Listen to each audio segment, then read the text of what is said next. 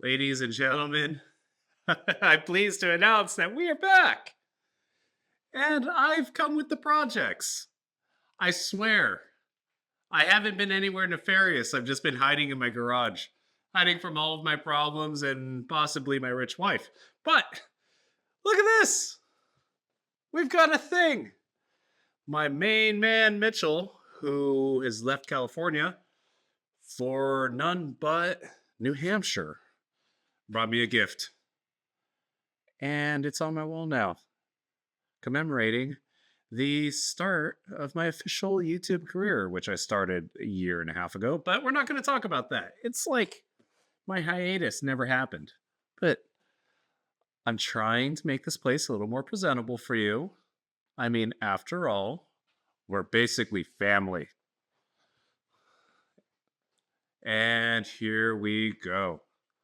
As promised a year and a half ago, I've got a Porsche 944 here, and it's been through the ringer once or twice. It may have had a couple serious issues, but while in the process, I noticed this thing was belt sanded. And if a belt sander doesn't sound like a great idea on a head gasket surface, it's because it isn't. And I'm not the hallmark of high intelligence, but I know of good and bad idea when I meet one. Or beat one. And belt sanding sure isn't one of them.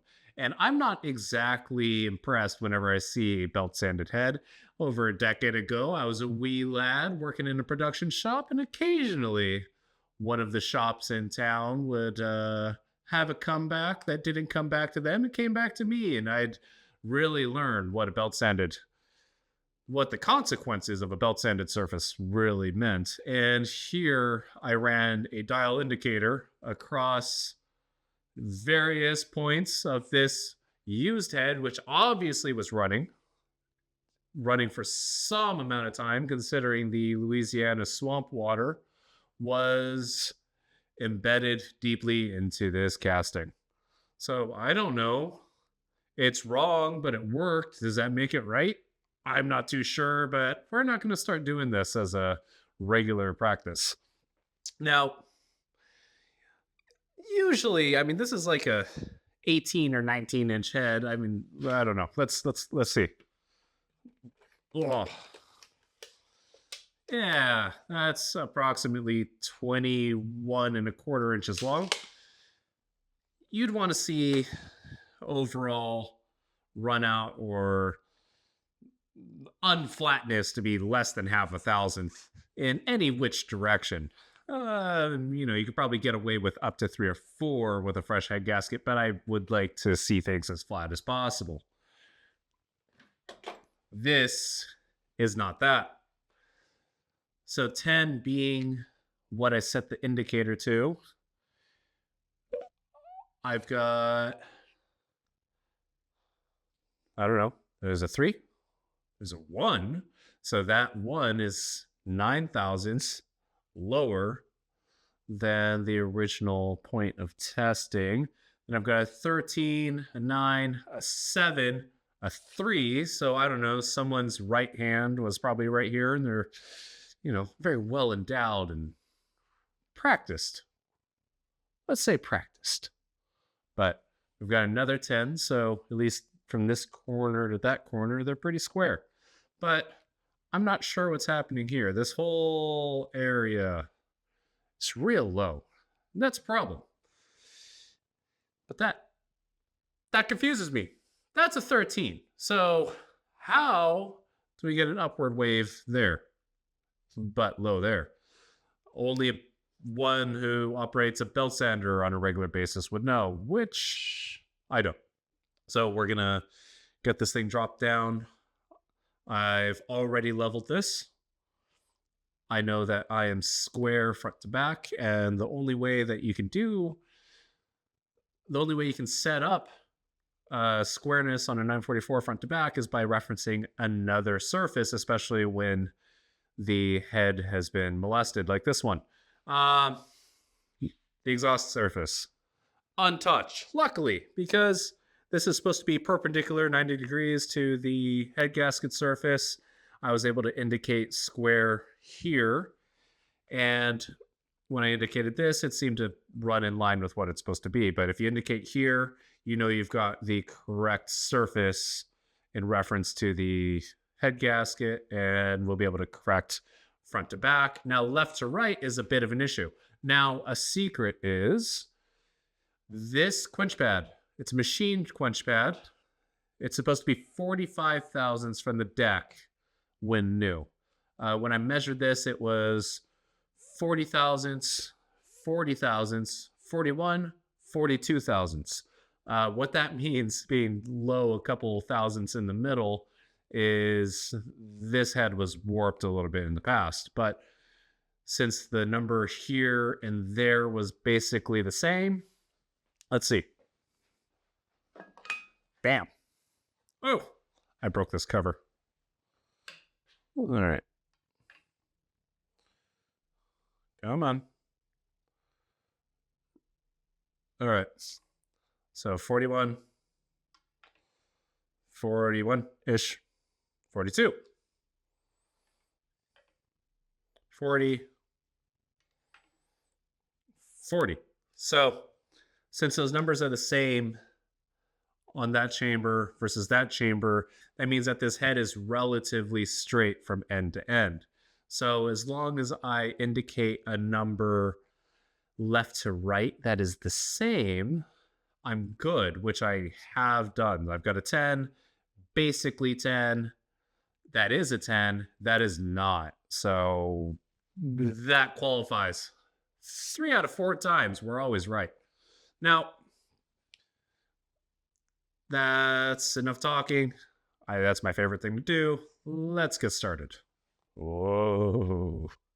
Fancy tripods, but crappy phone mounts for bounce. Yeah. I'm trying to do this in as few takes as possible because the God honest truth is I haven't put up any videos because I really have been loathing the idea of editing. And I keep running out of excuses as to why I haven't edited my videos. Nick at Jamsey on a daily basis makes me feel like a horrible person because of it. And I know I am. But, oh, wait. The monkey brain has failed me. I made an observation. Off of that tripod. Let's grab that guy. Oh, this is the edge of straighting. It's very good for edging. Now, I don't know how well I'm going to be able to show this off, but if I push on this end, you're going to see this end lift up. Now, I'm just trying to keep us both honest. There's no trickery here, but there is a lot of magic. Check that out. Come on. Can we show the light? Whoa. There we go. Okay. I'm rocking this straight edge. It's subtle. You can even hear it. But there's quite the air gap under that. And when I shoved a filler gauge under there, it was about 21 thousandths. I mean, check this out. So this is a 22 thousandths feeler gauge. And I should be able to slip this under. Yep. Very easily. Now, typically when you're measuring from corner to corner using a straight edge, the measured distance at the end, especially when you're high in the middle, like this, it's going to be about half of that you'll have to remove to get even remotely flat. If it's the other way and you're measuring a low area in the middle, expect that you're going to be removing about twice of what you're measuring. That's not always the case, but that's a good rule of thumb. You know, if you want to plan ahead, some of us don't have enough foresight to do so, but if you're smart, don't have the monkey brain like us, you'll do that. And I don't know what's going on here, but we're significantly higher than the rest in this little middle section area. I'm not sure what's happening there, but we're going to fix it. So I think the move is going to be touch off here, since that's my highest indicated area. I'm expecting that I'm going to have a bit of an issue right there. So we shall see. Whoa. I keep bumping this poor tripod. I'm sorry, guys, but you can deal with it. Actually, I'm not sorry. I don't feel empathy. All right. Everything's tight. Last system check. Contact. Okay. So we're running. So I have touched off. And then backed off to where I'm just barely cutting across the head. And I'm just going to speed up the table because I'm not expecting very much drama. With the rest of the head. Nope, well, I'm not going to clean up. Let's go back the other way.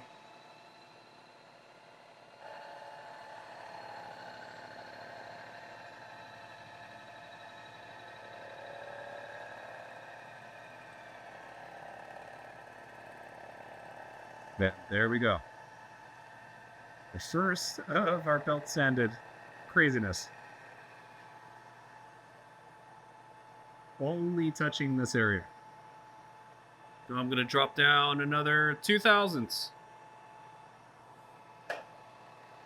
That's about the thickness of my free will.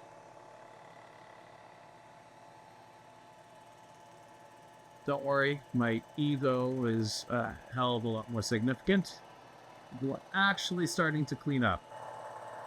Kind of hard to see.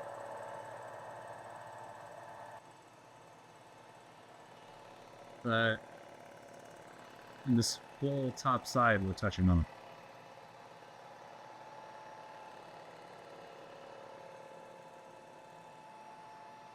it. And we've stopped.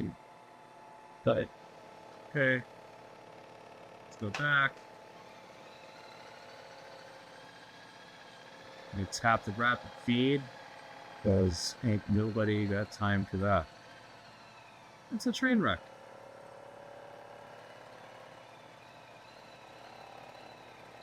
Train wreck indeed.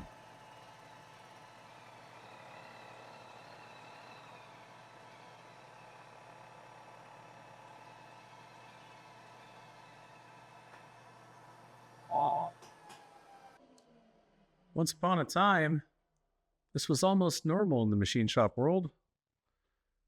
We are not touching there, and the edges are not touching.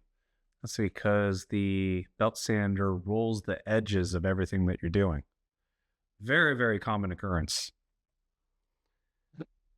Oh. I think we should use the last of my Dicom can.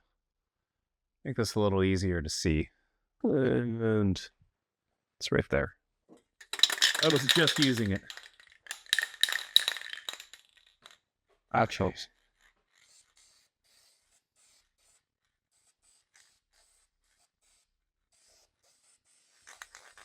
Come on.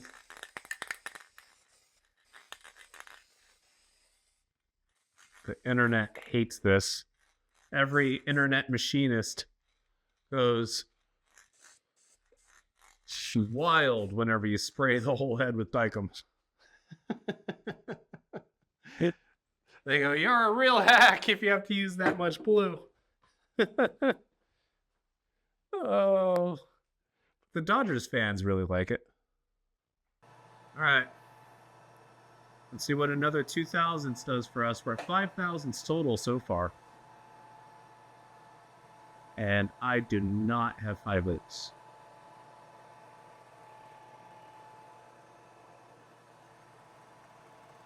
Oh yeah, actually starting to touch off or not. Speed this up.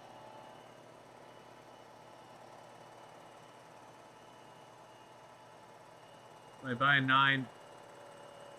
You were a real one.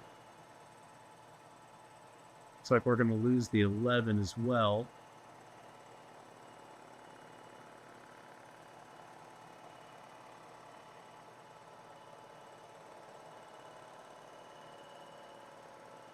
Except this whole row of numbers here, they're going to live to Mac for another day.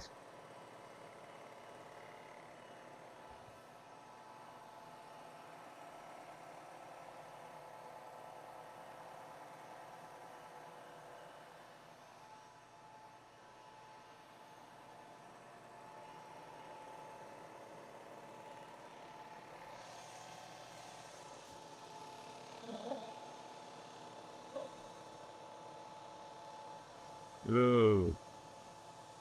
Check that out. It's like a thumbnail to me.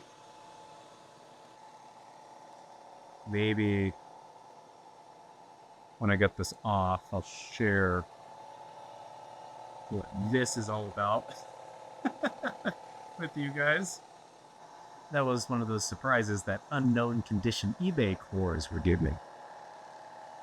Oh, I did not expect this.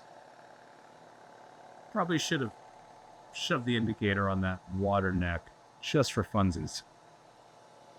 But if this wasn't a great visual instrument, I don't know what will be. Daniel Solitz is probably going, that looks good from here. Surprisingly, that corner didn't clean up. Actually, unsurprisingly, that corner didn't clean up. None of these corners cleaned up. This is one of those things that will get you in trouble if you don't plan for this ahead of time. You always got to inform the guy that you're working for, like, hey, if you've made plans, you should cancel them because you're gonna need a thicker head gasket. Good thing I sank these valves. I sunk these valves, and it's probably gonna be a real wash. But let's do another 3,000ths. Getting squirrely here. What a mess.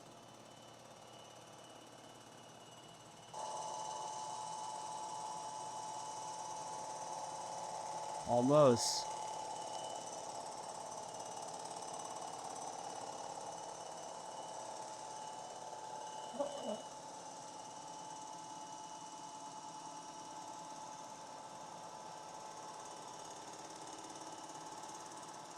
Ready for the water neck. Okay, we're down to just this little corner here. So far, we are at 8,000ths. And it's just that one side of the head to deal with. The rest of it will come in just fine. Now, I swear I'm going to get back onto a regular posting schedule.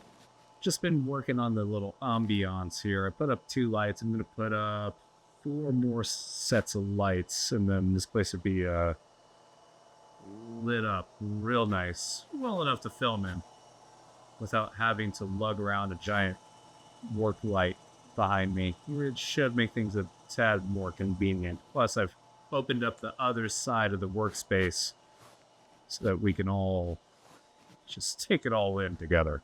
And this workbench, oh, the real dirty. This workbench is supposed to be for showing you inspection, just good photo op stuff, and it'll all come together well. But it's been a process. I have to try to be busy at the same time, and it'll come.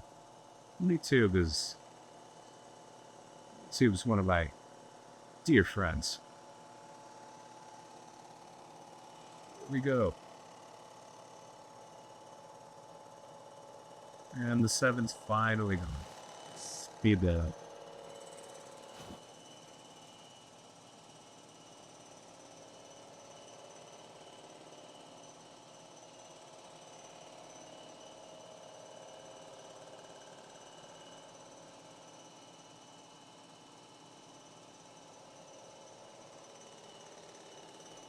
Nice.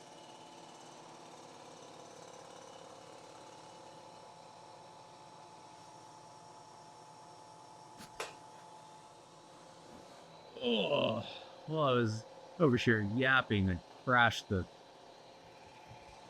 machine into itself. A little stopper. Made friends with power feed. Oops. Big oops. Alright. Almost there. It's only taken 10,000 so far. Very surprised. I'm expecting about probably 13,000. 13 or full 15. 13 to 15 and would be cleaned up.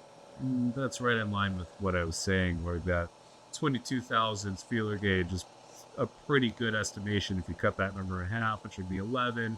I'm expecting we're going to clean up right now, so we'll see. I'm not as dumb as I sound. I'm even dumber. Okay. 12,000 for the boys. Send her home. No sense in showing you that. Okay, story time. That is an oversized valve guide. These aren't supposed to come with oversized valve guides. Let me do a little show and tell here. Come on. Where are my things? Where are my things? I can't find it, but now the factory valve guides on a Porsche are about 515 thousandths on outside diameter. I started working on this thing. I got it back from my buddy who glass beaded it and found a giant ass crack on the intake guide boss. That giant ass crack was an issue because it also went all the way up to the spring pad. And if you can see, spring pad on the left is untouched, spring pad on the right very well touched. And if you notice on this little front side, where's my finger? Right there, that is a weld. The opposite side of that is the intake port. This thing was cracked from a botched guide install by the previous Mr. Beltsander machinist, where they drove these guides down into this boss, which normally would just crack the boss, but once he hit that boss, the guide couldn't go any further. He decided to keep on hammering and subsequently cracked the head and sent it out because this thing was running. Sketchy. Well, must not have run for long because this thing came from eBay. Again, pile of garbage. And here I am, who knows how many years later, having to play Captain Save Ahead. Got the welder out, got the grinder out, put the metal back in, and had to figure out how to make a Harley guide, which is 562 thousandths in outside diameter. So that is over 50 thousandths larger, installed and sized for a Porsche, which is an undertaking. But with all the 911s I've been doing, it's really not been a big deal to do guide repairs, which I'm grateful for because that used to be a scary prospect. Okay, last one. Come on. I bet big money on this that 14 thousandths is going to clean it up.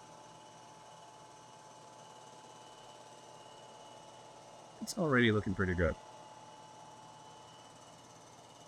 I wouldn't send it out with this nail file surface. We're going to want this to be pretty close to flat, smooth, and shiny, like a mirror, or my fat forehead. But we'll get there. Ooh. Ooh. Dropped it down. I think 15 thousandths would clean it up. If you can see, it's just a bit of a shadow right on this outer edge. It would seal the head gasket.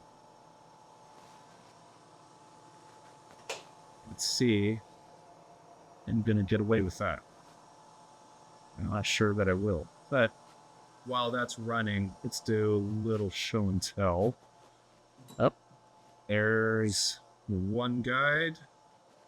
Let's find you another. Alright, do I have a Porsche guide sitting on top of this bench? I absolutely do. Oh, identical Porsche guides. Okay. So the tomfoolery that I'd gotten into was something along the lines of this. What a mess. So, this hard light. I'm gonna have to diffuse that. This doesn't work. But my hands, I promise, are not as dirty as that. And this table's not level. But that's the guide that we started off with.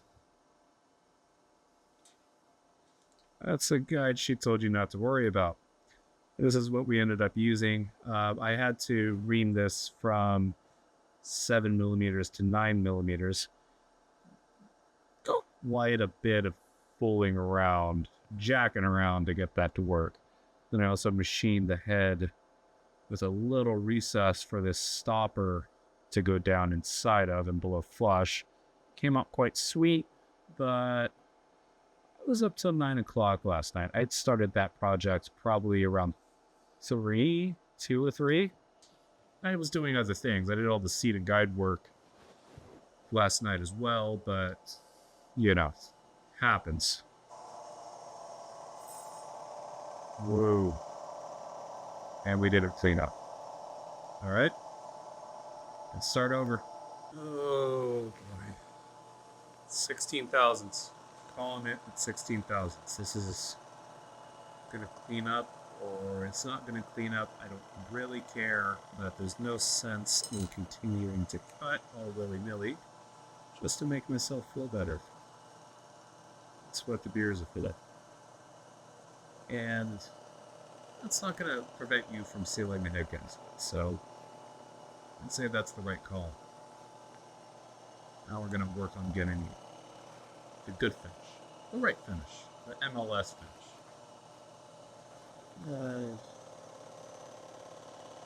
Here's the difference. This is right when I sped it up. Why do my hands look so dirty?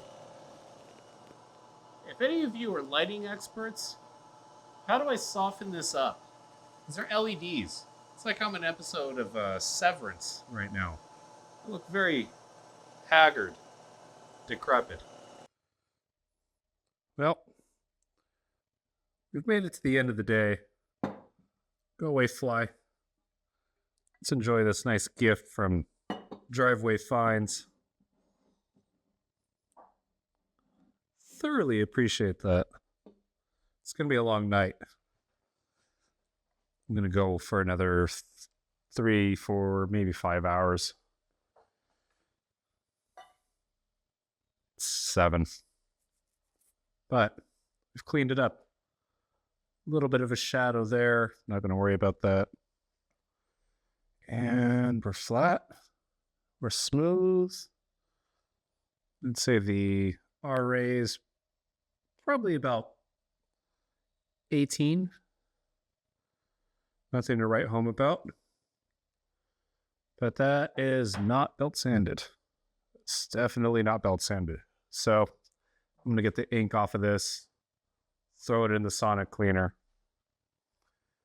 move on with my life.